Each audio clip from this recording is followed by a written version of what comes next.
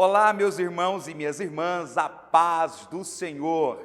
Que alegria, que prazer estar com você mais uma vez para juntos continuarmos a estudar as lições bíblicas CPAD. Muito obrigado pela sua parceria, obrigado a você que nos acompanha semanalmente aqui em nosso canal. Aliás, já queremos convidá-lo para se inscrever em nosso canal, caso você ainda não seja um inscrito. Se você está acabando de se inscrever ou se já é um inscrito, verifique se o sininho de notificação está ativado, ative a opção todas e não perca nenhuma de nossas novidades. Aqui você vai encontrar cultos ao vivo, congressos transmitidos com mensagens e louvores maravilhosos, subsídios para a escola dominical de jovens, de crianças, de adultos e muito mais. Então não perca tempo e vem participar conosco, orando, divulgando e comentando, porque isso é muito importante. Vamos então para mais uma lição. O programa Escola Bíblica Dominical já está no ar.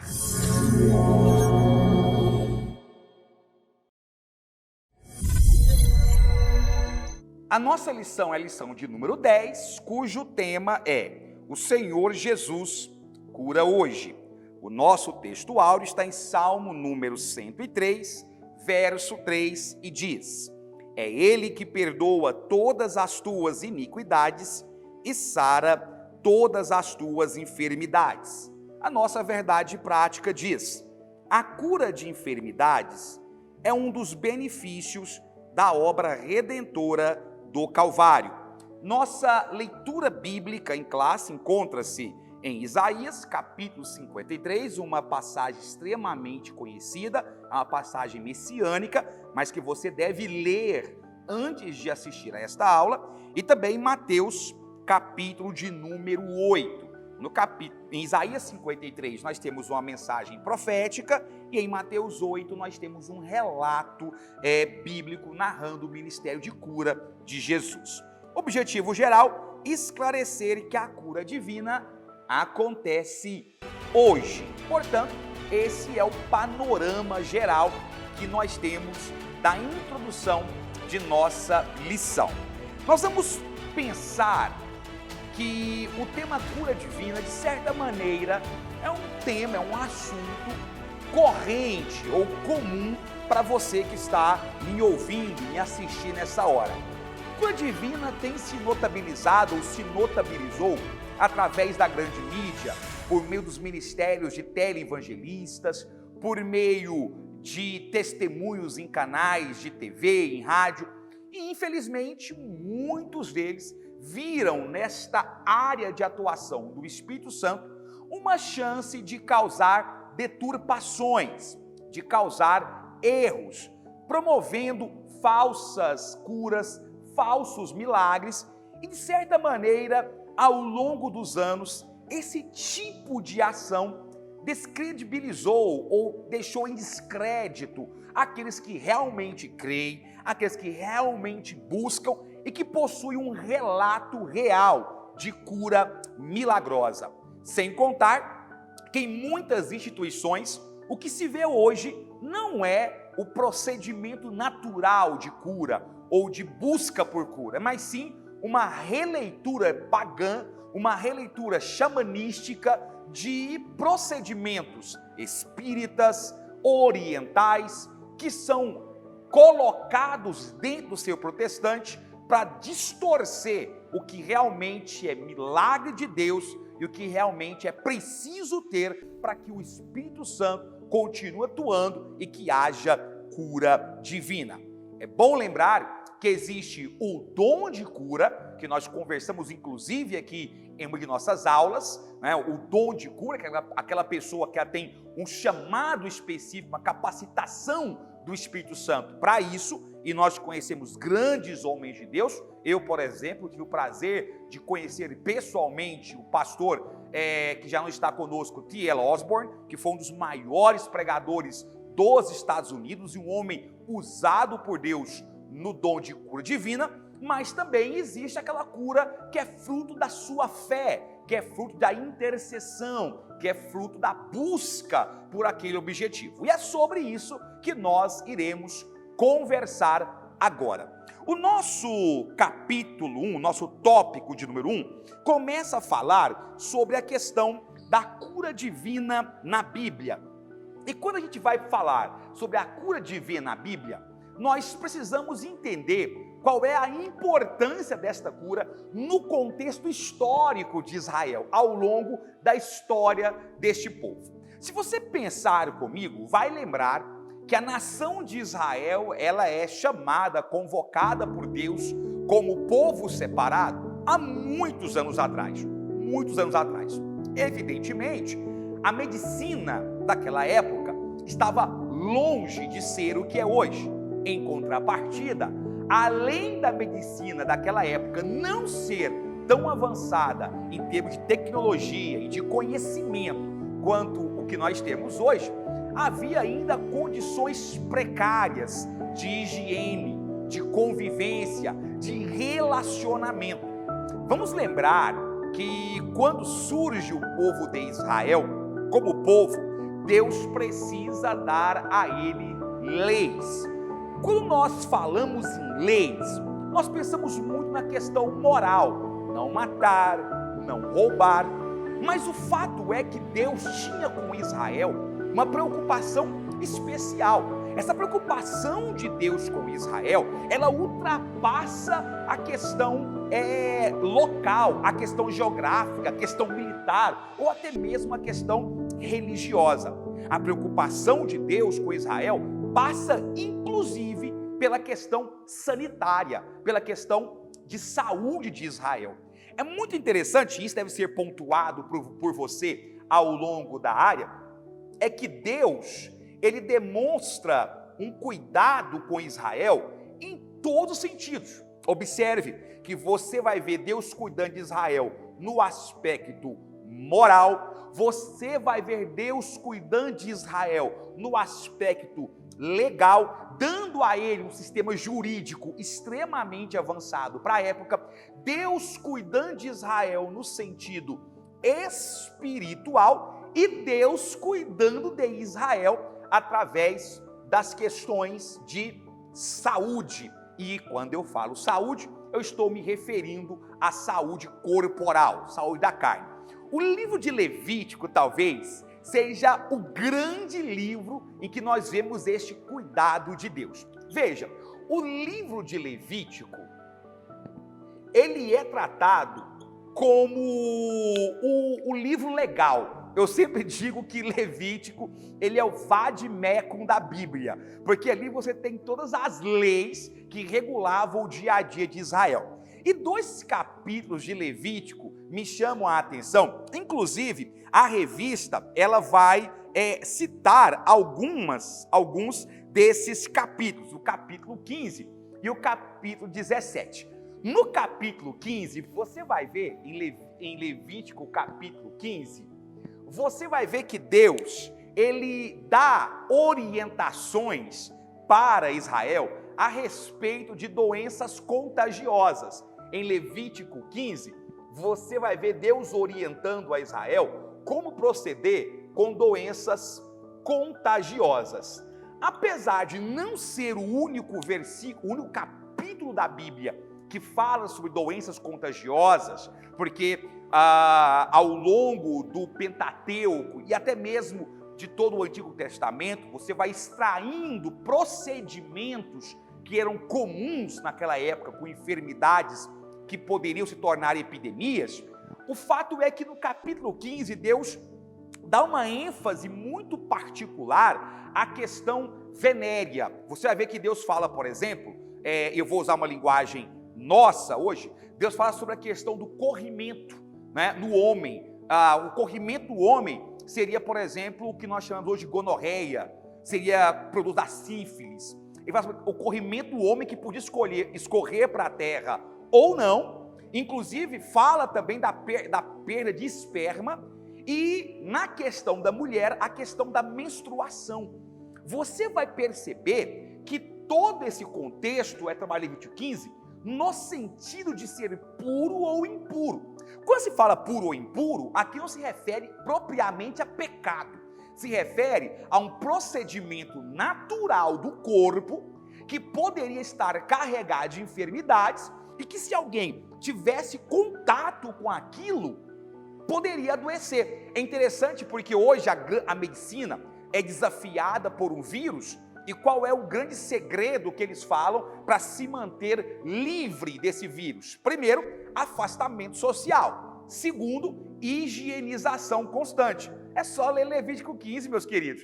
Era exatamente o diagnóstico de Deus para Israel. A pessoa manifestou corrimento, a pessoa manifestou qualquer doença que pode ser contagiosa, primeiro, você vai afastar do povo. Por quanto tempo? Isso dependia. A lepra, a pessoa era permanentemente excluída, isolada em uma região chamada leprosário ou vale de leprosos.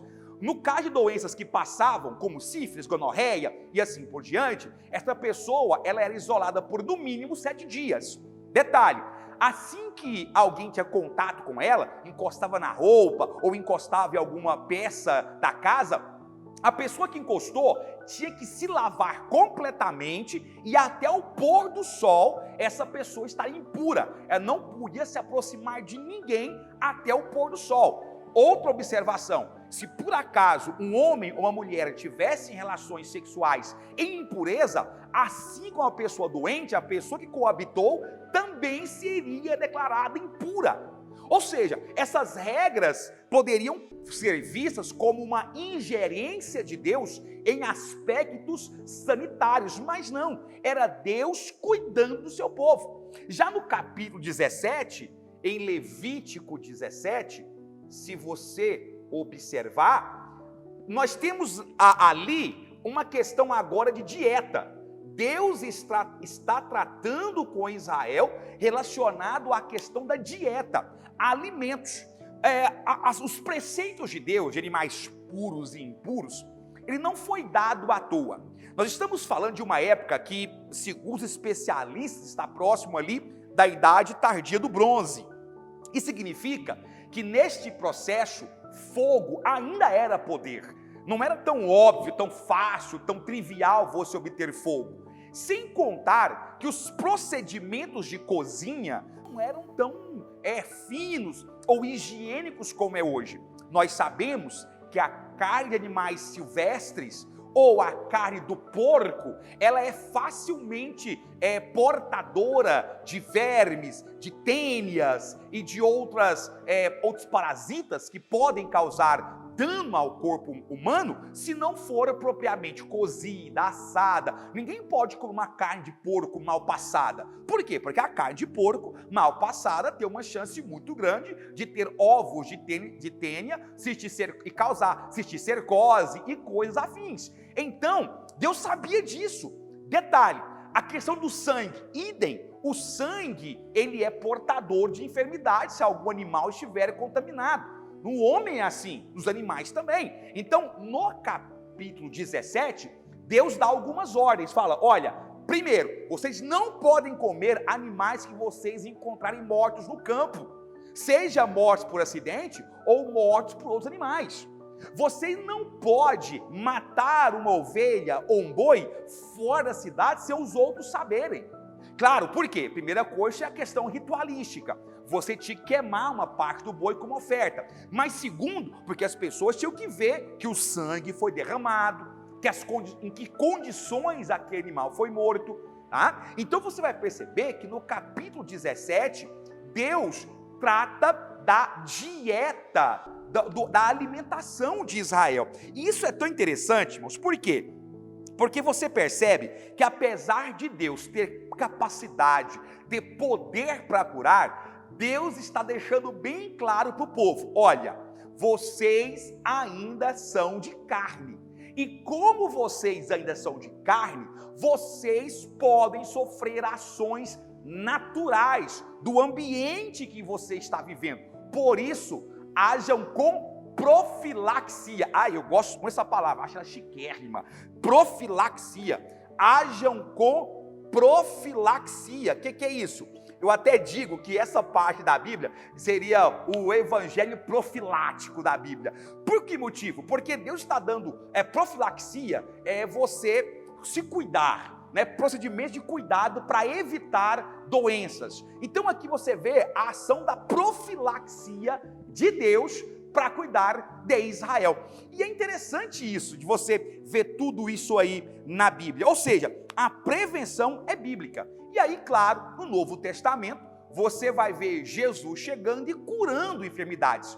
Detalhe, perceba que os milagres de Cristo registrados na Bíblia são aqueles milagres frutos de enfermidades que ou eram de causas hereditárias ou acidentais que não tinham cura. O cego, um paralítico de nascença, uma mulher com hemorragia que desafiava a medicina da época.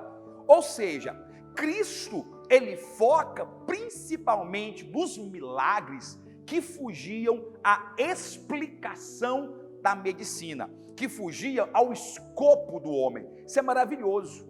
Ou seja, mais uma vez eu vejo Deus dizendo o seguinte: olha, eu ajo, eu protejo, eu guardo em todas as instâncias, mas não esqueçam, a parte de você de se cuidar tem que ser mantida. Inclusive o próprio Deus de Mateus fala sobre a questão dos médicos. Lucas é chamado de o bondoso médico, né? Então você percebe a importância de você fazer uma análise correta do contexto bíblico. Portanto, meus amados irmãos, nós temos tudo isso aqui colocado no nosso tópico 1. Uma observação, é interessante que existem algumas receitas que a própria Bíblia coloca sobre enfermidade. Eu me lembro que agora, quando Paulo escreve a Timóteo, fala assim: Timóteo, mistura um pouco de vinho com a água para que você tenha as suas dores de estômago diminuídas.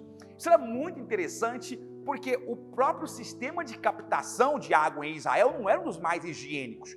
Normalmente o telhado possuía uma estrutura como se fosse uma calha, já que o telhado era a região social do judeu, né? No telhado era onde eles colocavam os grãos para secar, no telhado era onde se colocava os objetos para que eram feitos os moldes de vasos de barro, e no telhado também havia uma estrutura para captação de água. Então a água caía, né? A gente sabe que aquela região não é uma região super abundante em água, então saber estocar água é importante.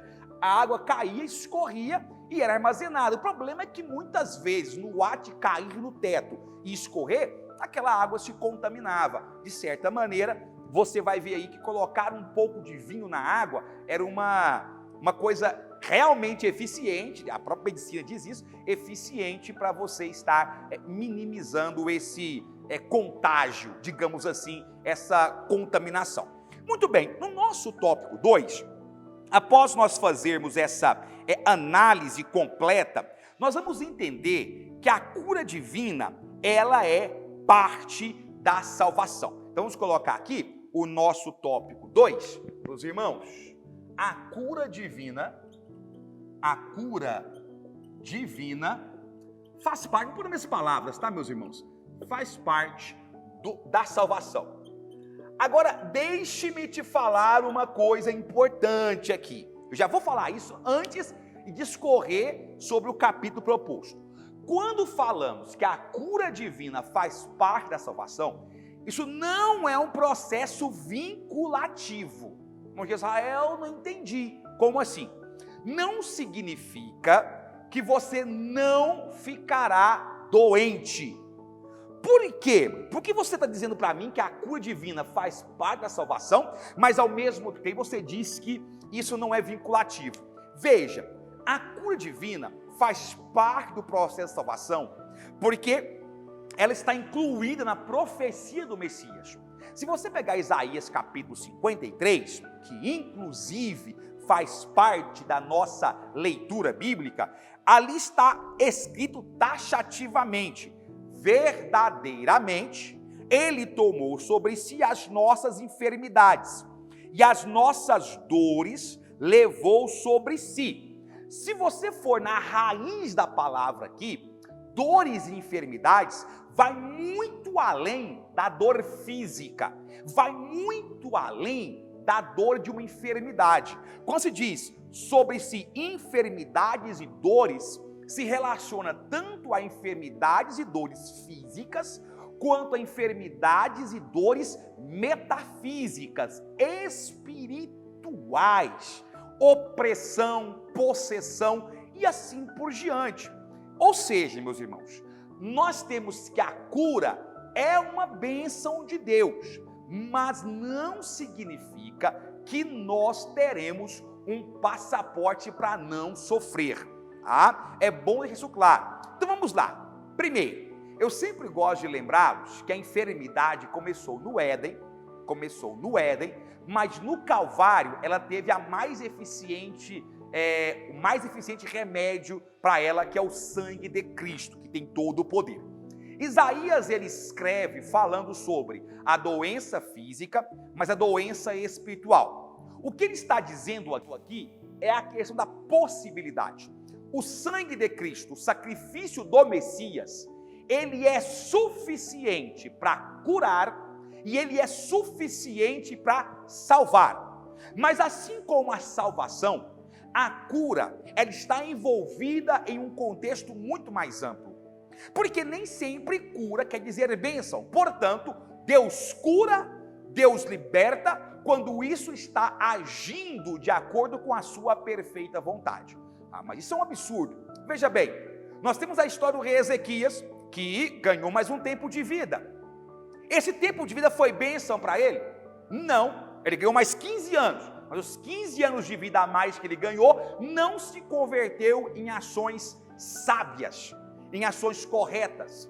Eu conheci pessoalmente, isso é um testemunho pessoal meu, um homem, era um ex-soldado do exército brasileiro, que em uma ação, ele sofreu um ferimento, a bala na sua cabeça, e ele perdeu parte do movimento corporal e dificuldade em fala.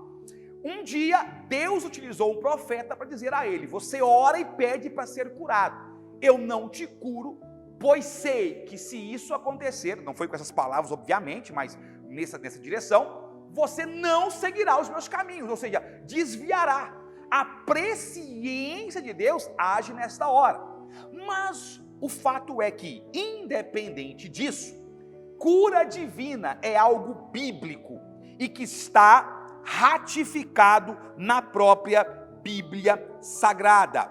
Está colocado na Bíblia. E o que é a cura divina? O que vem a ser cura divina? Nós entendemos que a cura divina, ela é um ato soberano de Deus,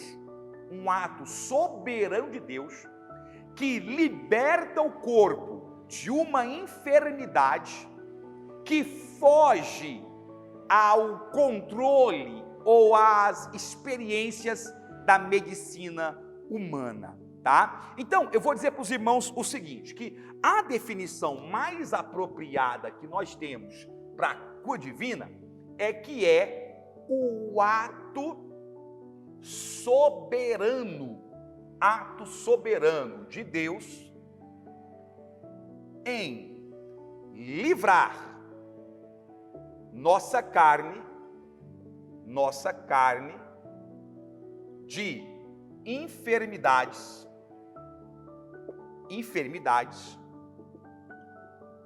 através de um processo milagroso,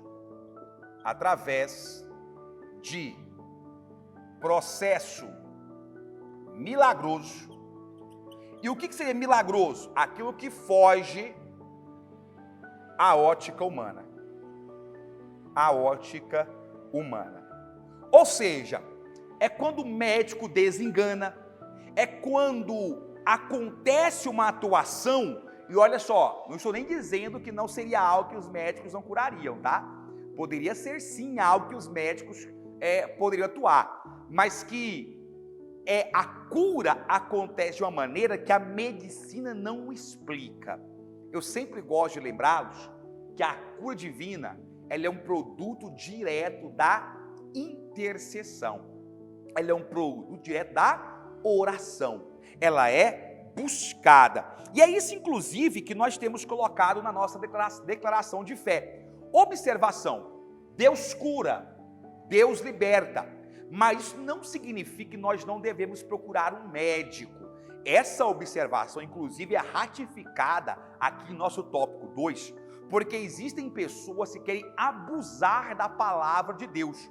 O que é abusar? É tentar ao Senhor, é tentar a Deus, dizer, não, eu não vou me cuidar, eu não vou no médico, porque eu confio em Deus e Deus vai me curar. Ei, Deus utiliza a mão dos homens para te curar, Deus utiliza a mão dos homens para te livrar. Tá? A medicina, a ciência médica é algo de Deus para o homem, é um dom de Deus, um dom entre aspas de Deus para o homem. Portanto, você deve sim procurar um médico, e procurar uma ajuda médica não é falta de fé, mas nós cremos que juntamente com os médicos, Deus age de acordo com sua vontade, podendo ou não nos livrar. A expiação, ela é o ato de Deus de livrar o homem do pecado, de tirar o homem do pecado. E é interessante que na Bíblia Sagrada, Deus, no caso Jesus, ele fez questão de ratificar que ele tem poder para as duas coisas. Eu me lembrei aqui agora, quando Cristo vai curar aquele paralítico lá em Cafarnaum, que ele está saindo de barco e aí trazem a ele o paralítico, e ele olha para aquele homem e diz, filho, vá em paz, perdoado estão os teus pecados. Ou seja, naquela hora, os sacerdotes em volta, os fariseus especificamente falando, eles ficam nervosos, o que esse camarada pensa que ele é? E aí Deus disse, o que vocês acham mais fácil?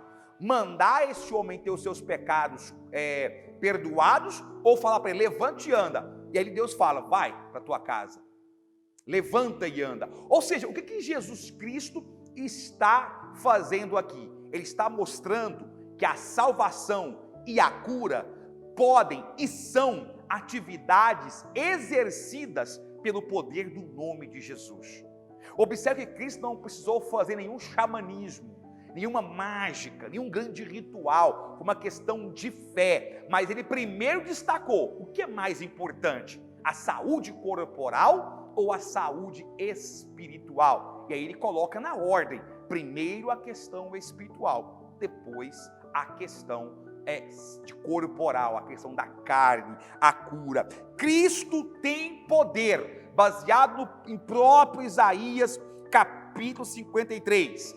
Cristo tem poder para salvar o corpo e a alma, e a vontade dele é que tanto o corpo quanto a alma sejam curados. Glória a Deus por isso. Finalmente, meus irmãos, nós queremos chegar no tópico 3. No tópico 3, ele fala sobre os desafios atuais. Eu vou até escrever isso aqui. A cura divina, nosso tópico 3, desafios atuais. Desafios atuais. Eita, que eu quase não lembrei da palavra aqui agora. Muito bem, aqui ele coloca algumas propostas que nós devemos entender. E essa lição talvez nunca fez tanto sentido quanto agora, em que nós temos tantos irmãos e irmãs sofrendo, muitos inclusive sendo levados para a glória através deste vírus maligno que tem assolado todo mundo. E, evidentemente, alguns podem se questionar sobre isso, a questão das enfermidades, as questões do que nós enfrentamos hoje. Primeira coisa, vamos deixar bem claro, o fato de Cristo ter poder para curar, não significa que ele vai exercer esse poder para curar. E isso tem que ficar bem claro em nossa mente, deixar isso bem marcado para nós, que todo o ato de Deus, como manifestação de sua soberania, é vinculado a um contexto, a algo. O apóstolo Paulo expressou muito bem isso quando ele fala sobre a questão do espinho na carne, que nós nem sabemos que espinho era esse. E a Bíblia deixa bem claro que Paulo diz, Senhor, eu orei ao Senhor por 3 vezes sobre isso, e a resposta de Deus foi, a minha graça te basta. Portanto, meus amados irmãos, a primeira coisa é entender que a vontade soberana de Deus sempre vai prevalecer. Segundo, termos consciência de que o fato de nós sermos crentes não nos torna invulneráveis à enfermidade. não nos torna invulneráveis a sofrer coisas que o ímpio também sofre. A Bíblia deixa bem clara, e nós entendemos isso ao longo das Escrituras, que o sol, ele nasce dos justos e injustos. A chuva, ela cai sobre justo e ímpio. Portanto, nós estamos sujeitos nesse corpo de carne às mesmas dificuldades que uma pessoa ímpia está sujeita. Nós dizemos isso para não cairmos na velha história que muitas vezes é divulgada por segmentos neopentecostais, de que um crente não adoece, de que um servo de Deus fiel não pode ficar enfermo. A sogra de Pedro ficou enferma. Homens, o apóstolo Paulo fala sobre o seu auxiliar que ele deixou doente em casa. Ou seja, meus irmãos, nós encontramos no próprio relato bíblico exemplo de pessoas que sofreram com as enfermidades. Algumas foram curadas, outras vieram a falecer por isso. Esse é o ciclo natural. Não caia na história, na esparrela de que se você é um crente, naturalmente você está invulnerável à enfermidade, porque isso não é verdade. Nós estamos sujeitos sim. A questão é que nós entendemos que todo o processo de enfermidade é um processo natural e que esse corpo está sujeito a isso, mas a nossa esperança é que cedo ou tarde este corpo, seja através da morte ou seja através da volta de Cristo, ele será transformado e revestido de incorruptibilidade. E essa é a nossa esperança. E por fim, deixar bem claro que possessão não é a mesma coisa que enfermidade. É muito ruim quando nós vemos alguém confundindo as coisas, fruto, repito, de ideias neopentecostais, de que quem é crente não se contamina, quem é crente não se contamina, é verdade, quem é crente não fica doente, que quem é crente não sofre na carne as suas perseguições. Tudo isso fruto de distorções. Irmãos, irmãs, é evidente que o diabo pode infligir sofrimento, é evidente que o diabo pode infligir enfermidades, mas no crente a enfermidade é um processo natural. Eu já vi muitas pessoas orarem expulsando demônios em pessoas que estão simplesmente enfermas, e isso causa um dano. É exatamente esse o erro dos amigos de Jó, que olharam para Jó e falaram o quê? Esse camarada está em pecado, esse camarada está com problemas, ele está enfermo porque ele errou, porque ele vacilou contra Deus. Vai chegar o dia, repito, em que esse nosso corpo será revestido de incorruptibilidade. É bom deixar claro que a opressão não é sinônimo de possessão. A possessão é quando o maligno entra na pessoa, toma conta da pessoa. A opressão é quando as circunstâncias ao nosso redor promovem tristeza. E isso acontece. Acontece. Portanto, meus irmãos, nós precisamos entender que doença não é possessão maligna. E o que fazer para alcançar a cura divina? Pedir com fé e ter certeza de que a sua oração está em conformidade com a vontade de Deus. Deus tem poder para curar, Deus tem poder para salvar, e só não ouvimos mais falar de cura divina, porque muitas pessoas falam, não tem mais cura, tem curas divinas ainda. Nós precisamos testemunhar mais e buscar mais cura divina, testemunhar mais, porque o nosso Deus, ele não muda, ele curou no passado, ele cura no presente, basta nós termos fé e buscarmos e termos coragem de orar por isso também. Lembre-se, ministrando a unção do óleo e ter convicção que o nosso Deus é poderoso para curar. Meus irmãos e minhas irmãs, nós vamos ficando por aqui. Que Deus em Cristo Jesus te abençoe e te prospere sempre mais. Se essa aula te ajudou, não se esqueça do joinha e de compartilhar para alcançarmos muito mais vidas para o reino de Deus. Obrigado